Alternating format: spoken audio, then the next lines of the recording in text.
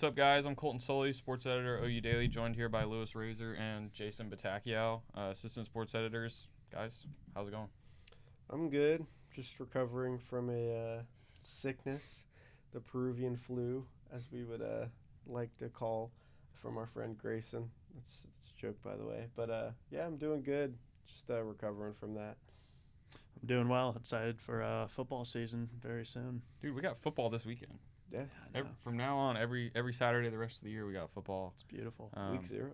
Can't wait. We're gonna dive into some of those week 0 games later on in the pod. But first of all, ending fall camp this week before OU hops into their game week next week ahead of their matchup against Arkansas State on Saturday to open the season. Talked to players last night. We talked to wide receiver Jaden Gibson, safety Billy Bowman, offensive lineman McCade Mattower, and kicker Zach Schmidt. I'm not sure either of us made it over to Zach Schmidt, but Lewis, do we want to kick it off with talking about ending of fall camp and what we heard last night from the couple of players that we talked to? Yeah, absolutely. I spent most of my time over with McCade Mattoyer, and he had some interesting things to say. First off, he worked out with Lane Johnson in this offseason, and I just did a story last night that went live on OUDaily.com about just that and how he thinks he's improved this year. And he talked about just being that irreplaceable part of the offensive line. You know, he shifted around a little bit last year, doesn't really want to do that this year. It's more of like, okay, I'm there, like I'm the solid piece of this line, move guys around me kind of mentality heading into the year. And he said that this offensive line, as far as the talent they have the potential to be better than they were last year. So he had some pretty high praise for the O-line in general. A lot of the transfers, Walter Rouse was one. So definitely excited to see what this unit can do.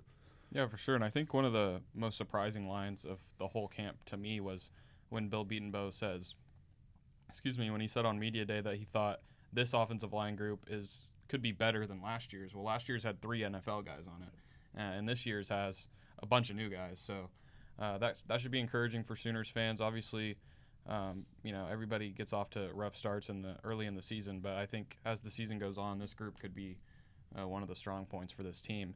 I spent most of my time with Jaden Gibson and Billy Bowman. Talked to Jaden Gibson for a while, and he's probably one of the best interviews on the team that we've talked to this entire fall. I called his high school coach this morning, gave me pretty good insight on Jaden Gibson as a player and a person. This is just a guy that, was a highly recruited out of high school and picked OU late in his recruitment about a week before signing day. Came in with all this hype surrounding him and then just didn't really play last year. And he opened up last night and, told us that his confidence took a hit. He's working to get that back this fall. Brent Venables has been a big help. Emmett Jones, new receivers coach, has really worked with him. And then his high school coach that I talked to said the biggest thing has been, just taking a step back, realizing got to do your job every single day. And I think we all expect Jaden to, have an impact on this team this year. He certainly got the talent. He certainly got the praise from the coaches. And then Billy Bowman, I thought it was interesting. He talked about improving in his second year under Brent Venables, but also talked about the experience of Reggie Pearson coming over from Texas Tech, who we all, I think, expect to start. We're going to get into our depth charts later. And then he talked about the youth of Peyton Bowen coming in the spring and how his hard work is translated into the fall. So, but yeah, guys, looking ahead to next week, let's talk a little bit about what we got going next week and how excited we are and what we're looking for in the first game. Jason, you want to take that? Yeah, I mean, I think the main thing that I'm kind of looking forward to is how this team's sort of vocality about being comfortable on the field and just being more comfortable in Venables' system in year 2. How that's going to translate onto the field. Obviously, it's Arkansas State, a non-Power 5 team, but I think there's a lot of tells that you can see kind of with players when they're on the field and how they're operating on the sideline and so forth. So I think getting a glimpse of that and kind of seeing how everyone operates sort of in year 2 under Venables. I mean, it's been the quote in the buzzword all camp is comfortability. I know we talked about it in a podcast. Competitive depth, too. Yeah, and competitive depth. So I'm just intrigued to see how that's going to translate onto the field. Off the field, I'm excited to see how tailgating looks like on Lindsay Street, to kind of see how that to see if OU's actually SEC ready, and see how fans are going to kind of embrace that part of the new, I guess, the return of tailgating on Lindsay Street. So those are some of the things I'm looking for. Yeah, Lindsay Street's going to be pretty exciting. President Harris told me, I sat down with him in his office for about an hour. He told me this is just the beginning. You can go read my story on OUdaily.com about the tailgating announcement last week, but this is just a small piece of his overall goal. And he said the big announcement is to come next season. So it's cool bringing Lindsay Street back, and I can't wait to see what you do with that. I know you're working on something pretty exciting for that, and can't wait for game one. Lewis, what are you most looking forward to about next week? I know it's a week away, but Yeah, I think a couple things. Another buzzword we've heard, you mentioned it, competitive depth. I mean, these players and these coaches over the offseason, they've said it so much that they have everybody convinced that this team, they're going to have so much depth there. Are they really? I mean, I think that's the big question. Are we going to see the fatigue in the third and fourth quarter that we saw last year? Or are they really going to be able to rotate guys in and out at all spots across the board? They brought in a lot of transfers. How big of an effect are those guys going to make? Some of the freshmen, how much are they going to play?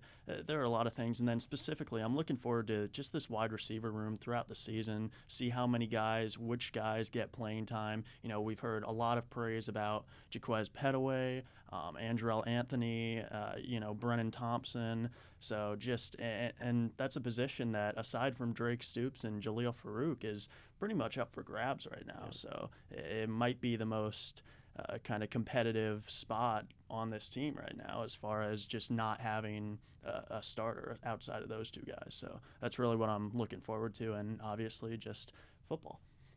Yeah, I think that's also what I'm looking forward to. I'm really looking forward to the depth chart when it drops. Oh, definitely. Yeah.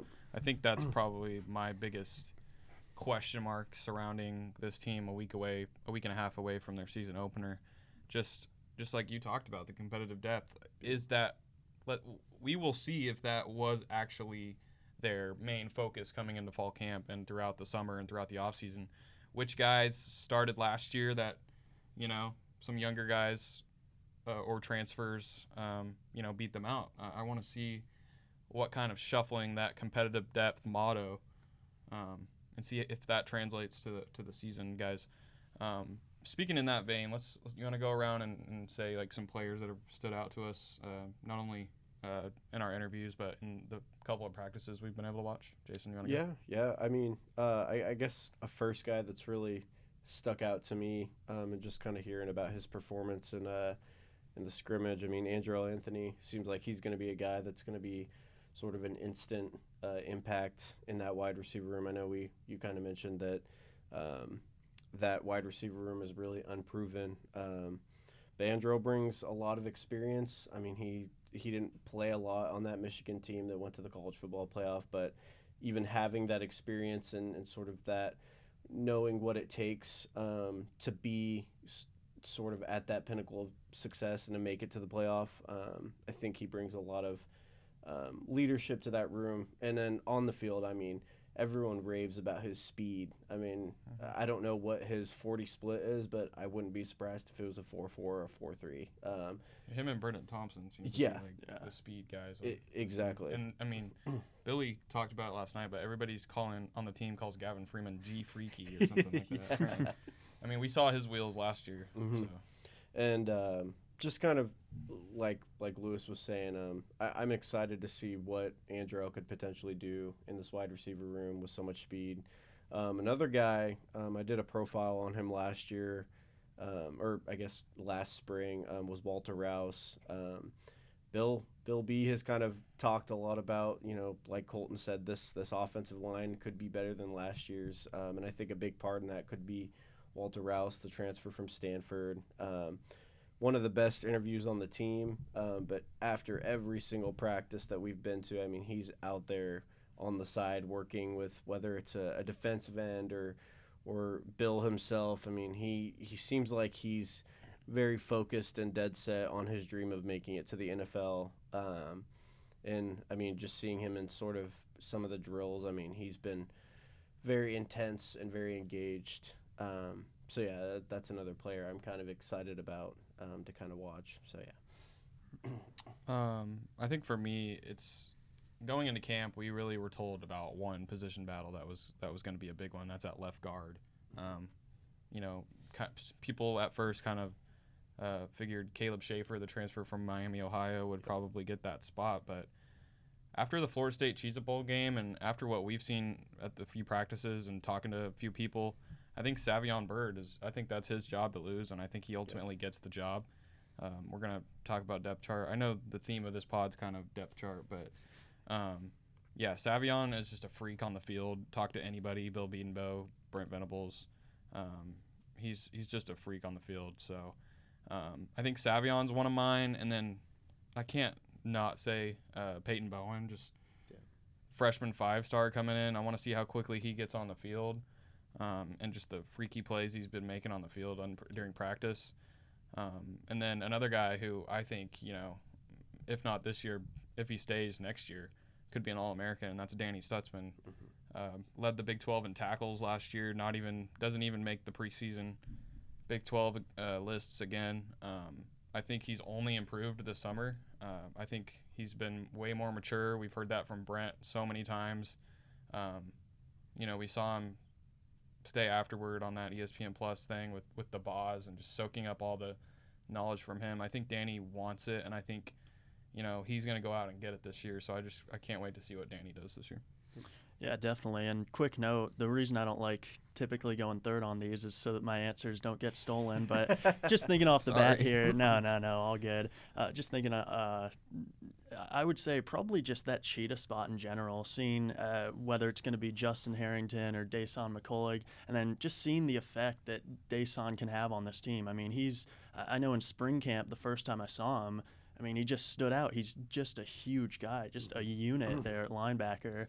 So just seeing what he can do, he's a versatile player. And then we got to talk to him like a week or so ago, and he's a real knowledgeable guy. Like very cerebral. We talked to him in the spring. Absolutely. Him and his brother. I mean, you can go read Jason's story on RadioDaily.com. Just a slight plug. But. Yeah, slight plug. But I talked to their mom, and just like, it's kind of crazy. You can kind of see the same mentality carry over from what they have. It's kind of the same mentality that their mom has. They're just super family oriented, very hardworking, and you could tell that they're both, like Lewis and Colton said, very cerebral in the game. Like, they will break it down for you and then make it make sense in a way that like non-football guys like us can kind of understand it. So I'm intrigued to see what both of those guys do. I mean, I wouldn't suspect Day would have a role this year, and kind of alludes to that in my story. But he may get some playing time. You never know. Honestly, could. Everybody raves about him, and he just came in the fall, so you wouldn't expect him to, but you know, you never know. Well, and he was a guy that jumped around. I mean, he was initially committed to Indy, and then went to Cincy, and then Luke Fickell left, and then obviously OU jumped in and got him, but. Obviously, he was a 4-star, super talented guy, and we all know the talent that Dason brings to the table. So, those are two guys that I would definitely watch out for. We will get into the Dason versus Justin Harrington topic pretty soon. That's a hot one. Lewis, any other guys that really stick out to you so far in fall camp? I would say kind of Rondell Bothroyd. I mean, he was a force at Wake Forest. I think he's a guy who we talk about a lot of these transfers and newcomers. I haven't heard his name thrown around a ton.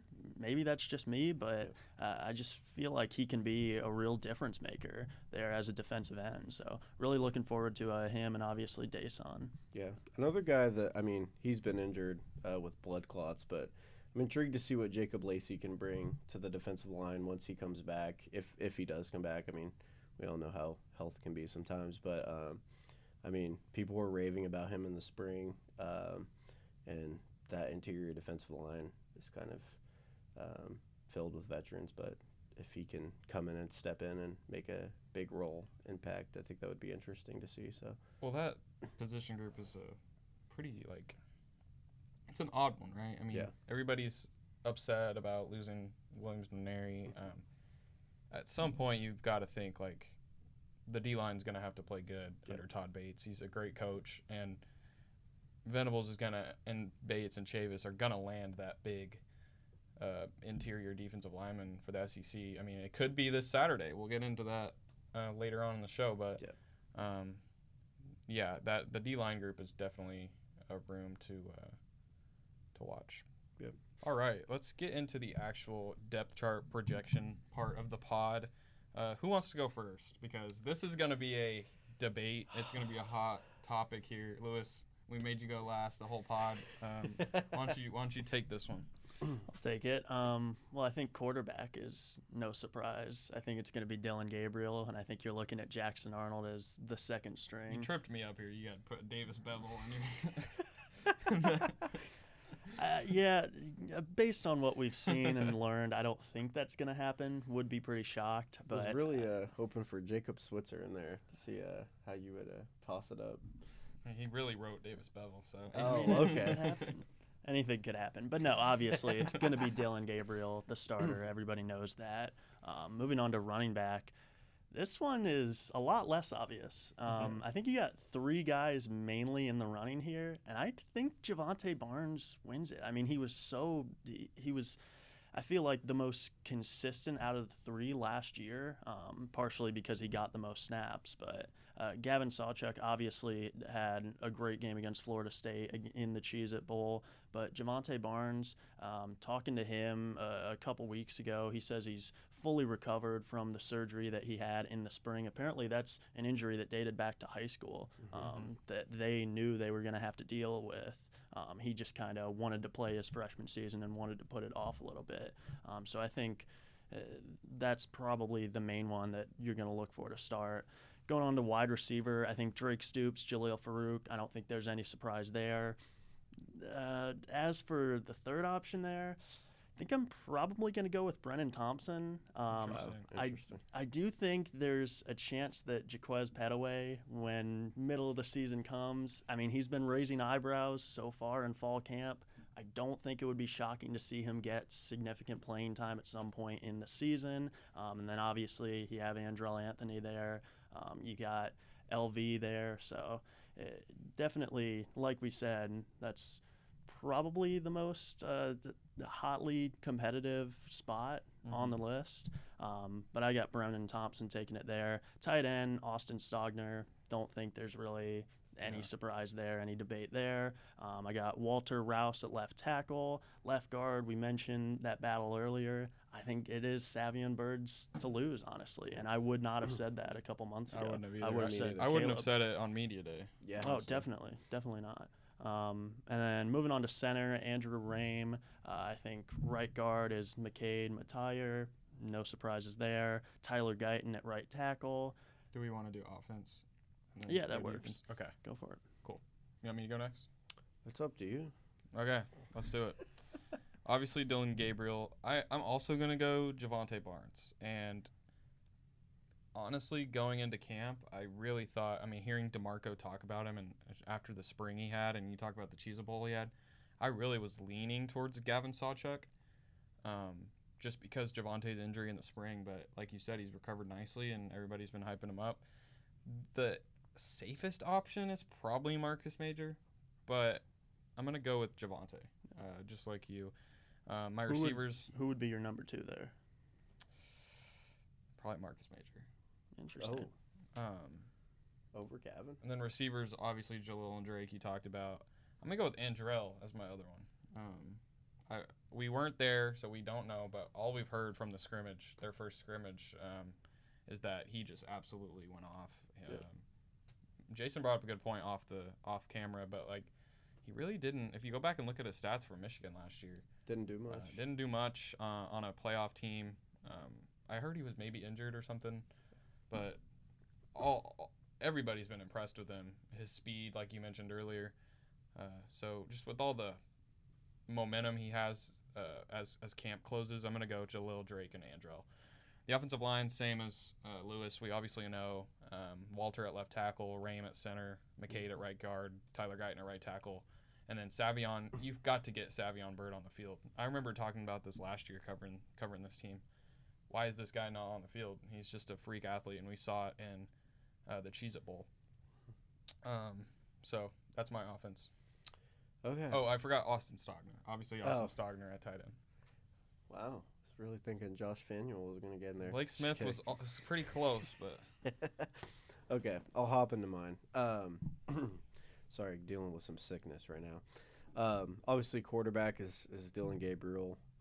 Running back, I have Javonte, but I mean, talking to DeMarco one-on-one this offseason, I mean, I really think this running back room is wide open. I think it's not like last season where Eric Gray is going to dominate all the touches. I think you're going to see a little bit of a mix of Javonte, a little bit of Marcus Major, Gavin Sawchuk, and maybe even somebody else. Maybe people rave about Caleb Hicks. Exactly. Not to cut you off, but no, yeah, and like there's just so many guys in this room that have so many talent, and I mean that's what DeMarco wanted out of his running back room. But right now, it kind of reminds me of that 49ers running back room when they made the Super Bowl. It Remember really that? Because does. they had 3 guys that were rotating Yeah, in. I mean, I don't feel like that's too far off. I mean, it's the way the NFL is moving. I mean, you don't see a lot of guys. I mean, obviously there's feature backs, but I mean, a lot of backfields nowadays are mixed with a lot of feature guys. So For sure. But yeah.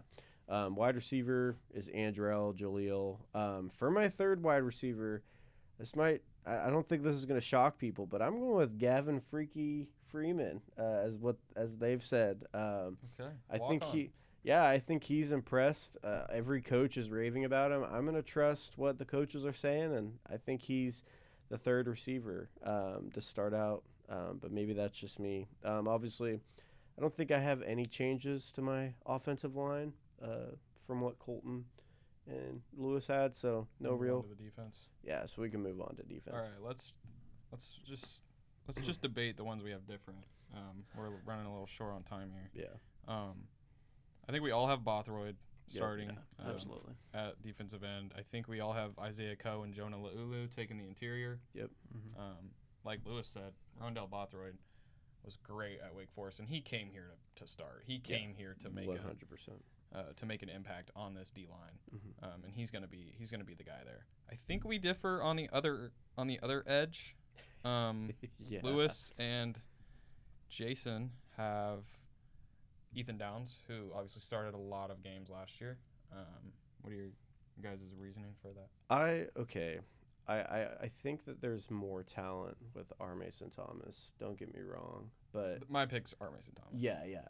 Not to throw Colton under the bus or anything, but I feel like Venables and Co. probably trust Ethan Downs more, just because he's a guy that's been there. He showed that he could do it in stints last season, and that's not to say that R. Mason can't hop in and take that role from him this season. I just think to start the season, that's Ethan Downs' job.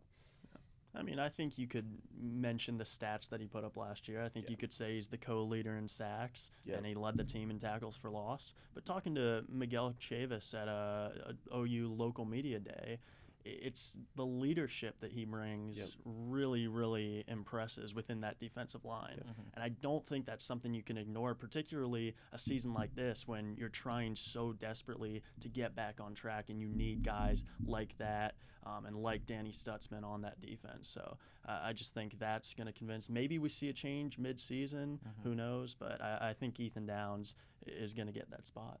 Yeah. And, I mean, Ethan Downs, was he not the only Yeah, he was the only player on the Big 12 preseason? Yeah. So I think he's going to start week 1. I think R. Mason Thomas eclipses him at some point. Obviously, the leadership he brings is undeniable from everybody you talk to. Him and guys like Reggie Grimes on that in that D-line room. But, like Brent Venables has said and every other position coach has said, competitive depth. There's always somebody behind you that's talented as well. So that's how we've got the D-line. Linebacker room, I think we're pretty consensus on Danny Sutzman and Jaron Kanik. Mm-hmm. We have a little bit of differentials on the cheetah position. Again, Lewis and Jason have the same. I'm a little different. These two guys got Indiana transferred Dason McCullough. I've got Justin Harrington, or the alien as I like to call him, because he's just a freak when you're standing in front of him. But what do you guys expect out of Dason McCullough? I just think, and maybe this is my wrong opinion, but like I don't think you go and get a guy like Dason in the portal if like you have a glaring need at the cheetah position, and that's no disrespect to Justin Harrington, but like the way OU went after Dason in the portal, and sort of the talent that he brings. I mean, he's a freshman All-American. I feel like you got to start him there week one. Both of these guys are going to play. Yeah, 100%. It's going to be like a rotation. But, I mean, it's hard to compare their talent, but I just feel like with the size that Dason brings and seeing what he did on tape at Indiana, I mean, the guy was everywhere on the field. I mean, if a comparison was real, I would compare him to Isaiah Simmons at Clemson, and that's what he models his game after. That's why he chose to come join Venables and co. So it's definitely interesting, but I have to lean McCullough. Yeah, it's funny because in spring ball, I would not have said Dason. And Dason admits that he struggled to learn the cheetah position and Brent Venables' complex defense in spring ball. And Harrington had an outstanding spring game. Yeah, and it's interesting because Dason, when he was asked, like, who's really been mentoring you at that spot, It's Justin Harrington. He said it was Justin Harrington. So I don't know. I think I was impressed really with just the maturity that Dason McCullough had. I mean, talking to this guy, honestly, you would not think that he's a second-year player. You would think that he's like a redshirt senior, honestly. Yeah. And he's big and he's versatile. He's got all the physical tools. We know that. I think it's just a matter of when he really adjusts and when it all really clicks for him, just that defense.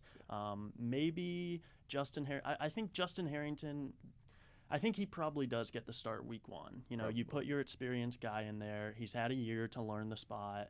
I think he probably gets the nod week one, but I think eventually Dason comes around and everything clicks for him. Yeah. I think my reasoning for Justin Harrington starting is a similar one. I mean, we saw him last year and everything he's been through, but I think it's just hearing people throughout camp, I think he's starting to click for him, and I think because the athleticism is there. Yeah. I think like Dason, I was right in front of Dason McCullough after the spring game, and I got him off to the side one-on-one just briefly. And Dason looked at me and told me he's never seen anybody do what Justin Harrington can do on a football field. And that stuck with me ever since, and it's just crazy. But both of these guys are going to be really, really good. Dason McCullough is going to be really, really good. Yeah, he was a freshman last year. Yeah. So both of them are going to be super.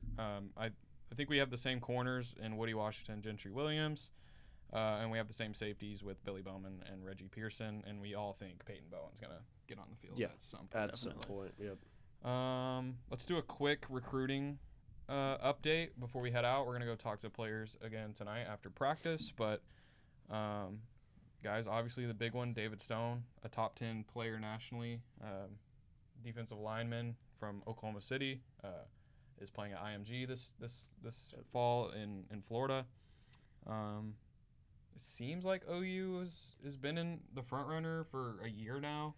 Michigan State was kind of there the whole time. Now it seems like Miami's kind of in the mix. What are you guys reading this one? Man, I hate to put a damper on OU fans' hopes and dreams, but I don't know what it is. This has happened for so many OU players in the past. I mean, we see David Hicks, Williams Nwaneri, but I think he's going to go to Miami. I'm not ruling out a signing day flip, but like I don't know what it is. OU just can't, like on commitment days, they just can't close the threshold with getting these top like D-line recruits. Oh, and with Miami's NIL. And like that, and we saw Missouri NIL thing last week with Williams Nwaneri.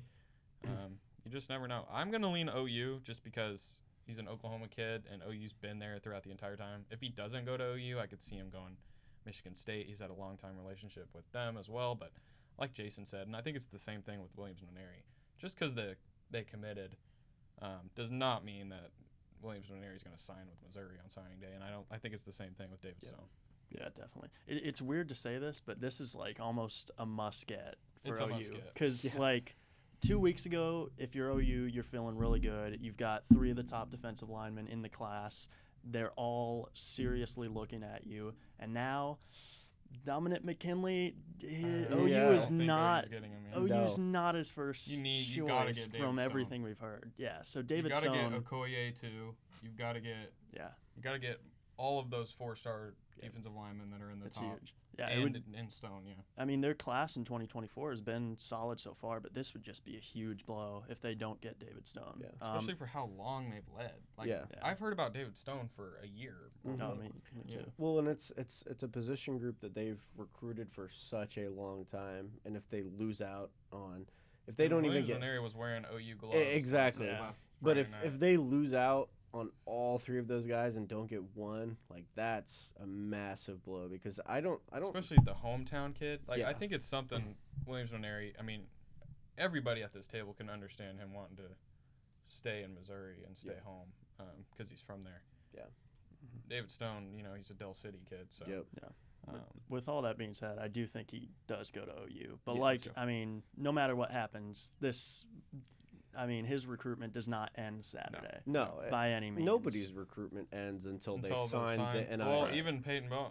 I mean, I guess Peyton Bowen didn't. And I guess he put the wrong date. You can go read my story on OUdaily.com from the spring. I did a feature on Peyton Bowen, but let's just plug our Football Mag stuff real quick, and then we got to get to practice. Jason, what you work on? What am I working on right now, or Football Mag? Football. I mean, it's gonna be on Racks on Monday. Go read my DeMarco Murray story. It's one of the better profiles I've done. I had a lot of fun talking to DeMarco and just people from his past. I have a really fun story with Brent and kind of how he molds his linebackers. Teddy Lehman quote. Yeah, Teddy Lehman is an amazing is a amazing quote. Not to say his name wrong. And obviously James Skalski was awesome to talk to. So yeah, those are 2 really fun stories. Then I did the cover story on Brent Venables in year 2. Got to talk to him for about 15, 20 minutes in his office. Talked to a bunch of people from his past, Mark Mangino, Bobby Jack Wright, Bill Snyder. Talked to Joe Castiglione. Talked to President Harris. So it's worth the read, I'd say. And just so everybody knows, our Football Mag will be on Racks next Monday. I think that's August 29th, 28th, something like that. I think it's Monday, August 29th. It's already August 8th, Monday. Producer Kaylee, thank you. It's August 28th. It's either Monday or Tuesday. It's August 28th or 29th. Next week, Monday or Tuesday. It'll be on Racks. It'll be on Racks for the game on Saturday. So if you want to read it, there's a rack right in front of the stadium. Right when you're in your way into the stadium, pick up our annual football publication. There's also a fun story in there about the return of tailgating to Lindsay Street. I talked to President Harris at length about that. He tells some stories from his college days. So Pony kegs. Yeah. Yeah, definitely. And just real quick, I mean, I did a dive into Emmett Jones, kind of what he brings to OU, the success that he's had on the recruiting trail so far, and how he is going to manage such a young and inexperienced wide receiver core. And then I did a dive into the defensive line, kind of just all the redshirt seniors that they brought in from the transfer portal, mix that with a 5-star freshman. What do you have there? And that's a unit, when you say competitive depth, I think it applies to them more than anybody else probably. And then finally, DeJohn Terry, he enters. He says that he wants to be an All-American this year. His problem has always been pass rushing. He says he focused a large part of the offseason on that. So just what OU can expect from him. Awesome. Well, this is the OU Sports Podcast from the OU Daily. Thanks, everybody, for joining us. Catch us next time. I'm Colton Sulley. This is Jason. This is Lewis. We out. Peace.